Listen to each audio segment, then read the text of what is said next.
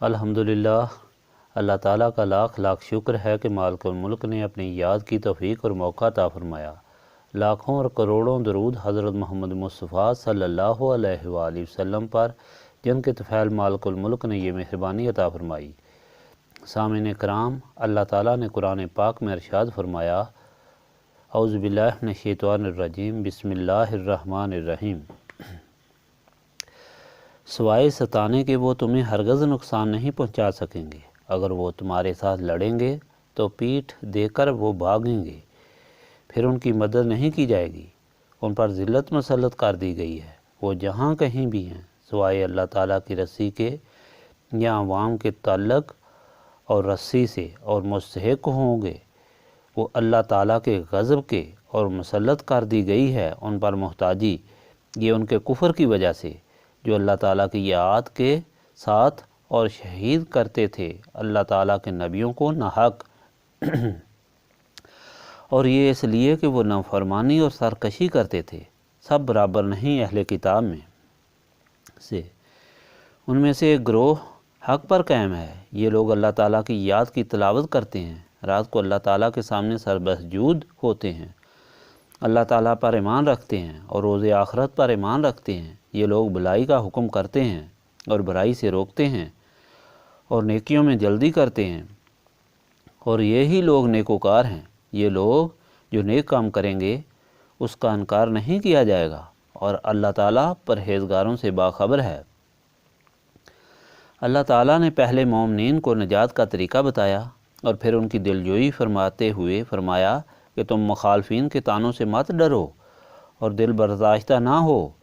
مومنین کی جماعت جو اللہ تعالیٰ کے راستے پر بلانے والی اور برائی سے روکنے والی ہے، وہ اللہ تعالیٰ کی محبوب جماعت ہے اور سب سے اچھے کام میں مصروف ہے۔ اس لیے یہ اللہ تعالیٰ کے نزدیک بڑے اجر کے مستحق ہیں، اور جو ان کو طعنہ دیتے ہیں، اگر وہ بھی ایمان لے آتے تو وہ ایمان کی لذت کو محسوس کرتے اور دونوں جہانوں کی خوشیاں حاصل کرتے۔ یہ طعنے دینے والے حضرت عبداللہ بن سلام اور ان کے ساتھیوں کے ساتھ مذاق کرتے تھے اور ان کو ڈراتے تھے کہ وہ دین و دنیا میں خراب ہوں گے۔ اپنے مذہب کو چھوڑ کر بڑی طاقتور جماعت سے دور ہو گئے اور دین بھی اپنا خراب کر لیا۔ اس پر پھر مومنین کو تسلی دی جا رہی ہے۔ اب جو ارشاد ربانی میں نے آپ کو سنایا ہے، یہ فرمان تو اس وقت مومنین کو تسلی دینے کے لیے تھا، لیکن یہ فرمان قیامت تک کے مومنین کے لیے ہے کہ اللہ تعالیٰ کے بندے صرف اللہ تعالیٰ سے ڈریں، جس کی حکومت دونوں جہانوں میں ہے، جس کی اجازت کے بغیر ایک پتہ بھی نہیں ہل سکتا۔ وہ فرما رہا ہے کہ اگر تم اللہ تعالیٰ کے بندے بن گئے تو یقین رکھو کہ تمہارے مخالفین کتنے ہی طاقتور کیوں نہ ہوں، وہ تمہارا کچھ بھی نہیں بگاڑ سکیں گے۔ صرف اپنی لا یعنی باتوں سے وہ تمہیں معمولی پریشان کریں گے، اور اگر وہ جنگ تمہارے ساتھ کریں گے تو کتنے ہی طاقتور کیوں نہ ہوں، وہ تمہارا کچھ بھی نہیں بگاڑ سکیں گے، اور وہ پیٹھ پھیر کر بھاگ جائیں گے۔ تمہاری مدد تو اللہ تعالیٰ کرے گا، ان کی مدد کرنے والا کوئی نہ ہوگا۔ اللہ تعالیٰ نے اپنی ناراضگی کی وجہ سے ان پر ذلت مسلط کر دی ہے۔ جہاں کہیں بھی وہ ہوں وہ ذلیل ہوں گے۔ ہاں، اگر وہ اللہ تعالیٰ کی طرف رجوع کر لیں یا دوسرے لوگوں کا سہارا ڈھونڈیں، اور یہ غضب ان پر اللہ تعالیٰ کی نافرمانی اور اس کے انبیاء علیہ السلام کے ناحق قتل کرنے کی وجہ سے ہے۔ یہ لوگ متکبر اور سرکش ہوئے اور بڑے نافرمان بن گئے۔ اس کا نتیجہ یہ نکلا، اللہ تعالیٰ مخلوق کو سمجھانے کے لیے ساتھ ہی یہ بھی فرما رہا ہے۔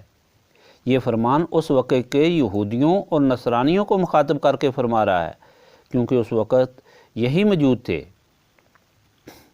یہ سارے لوگ ایسے نہیں تھے اور نہ ہیں۔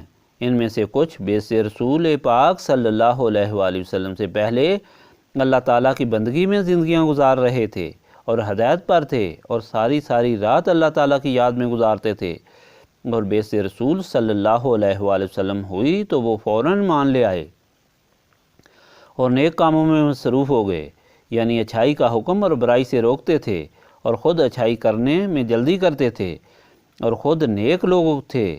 یہ عبداللہ بن سلام رضی اللہ تعالیٰ عنہ اور ان کے ساتھیوں کا بیان ہے۔ اللہ تعالیٰ فرماتا ہے کہ حضور صلی اللہ علیہ وآلہ وسلم کی غلامی کی نعمت ان کو اس لیے ملی کہ وہ اللہ تعالیٰ کے نیک بندے تھے، اور ایسے لوگوں کے اعمال ضائع نہیں جاتے۔ ایسے لوگ اللہ تعالیٰ کے علم میں ہیں اور ان کے اعمال اللہ تعالیٰ کے سامنے ہیں۔ سامعین اکرام، یہ فرمان الہی اتنی وضاحت کے ساتھ مخلوق کے لیے بڑی ہدایت ہے، اس وقت کے لوگوں کے لیے بھی تھا اور اب ہمارے لیے بھی ہے، اور آئندہ و آنے والے لوگوں کے لیے بھی ہے۔ ماضی کی تاریخ بتاتی ہے کہ اس فرمان الہی کی صداقت دیکھ کر لیں کہ وہ اہل کتاب جو ہر طریقہ سے مومنین کو تکلیف دینے کے درپے تھے، وہ کس طرح خود ذلیل و رسوا ہوئے اور فتح اللہ تعالیٰ کے بندوں کی ہوئی، باوجود اس کے کہ ان کے پاس ہر قسم کی طاقت تھی، وہ عالم بھی تھے، دولت مند بھی تھے، تعداد بھی ان کی زیادہ تھی، مگر پھر بھی ان کی ساری کوششیں خاک میں مل گئیں۔ بنو قریظہ، بنو نذیر اور اہل خیبر کے حالات اس ہدایت کی تصدیق ہیں۔ خندق کے مقام پر مشرکین مکہ کو اکسا کر لانا، پھر ذلیل ہونا، اس کے بعد کی جنگیں کرنا اور قتل ہونا، ملک بدر ہونا، حتیٰ کہ خیبر کا مضبوط قلعہ اور بے تحاشا اسلحہ بھی ان کی حفاظت نہ کر سکا۔ اس وقت سے لے کر آج تک یہ لوگ حکومت سے محروم رہے۔ اب انگریزوں اور امریکیوں کی مدد سے اسرائیل کی ریاست ہے، جو ہمہ وقت امریکیوں کی طرف جولی پھیلائے ہوئے زندگی گزار رہے ہیں۔ یہ اللہ تعالیٰ کے فرمان کی تصدیق ہو رہی ہے کہ یہ ذلیل ہیں جب تک اللہ تعالیٰ سے تعلق قائم نہ کر لیں، یہ دوسری مخلوق کے سہارے رہیں گے۔ آج اگر امریکہ ہاتھ اٹھا لے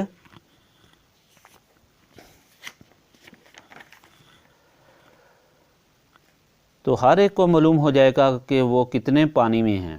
سامعین کرام، ہمارے لیے اور آئندہ آنے والی نسلوں کے لیے یہ فرمان الہی ایک بہت بڑی ہدایت ہے۔ اگر ہم اللہ تعالیٰ سے تعلق قائم کریں، جو صرف نسبت رسولی صلی اللہ علیہ وآلہ وسلم سے ممکن ہے، تو دنیا کی کوئی طاقت ہمارا مقابلہ نہیں کر سکتی۔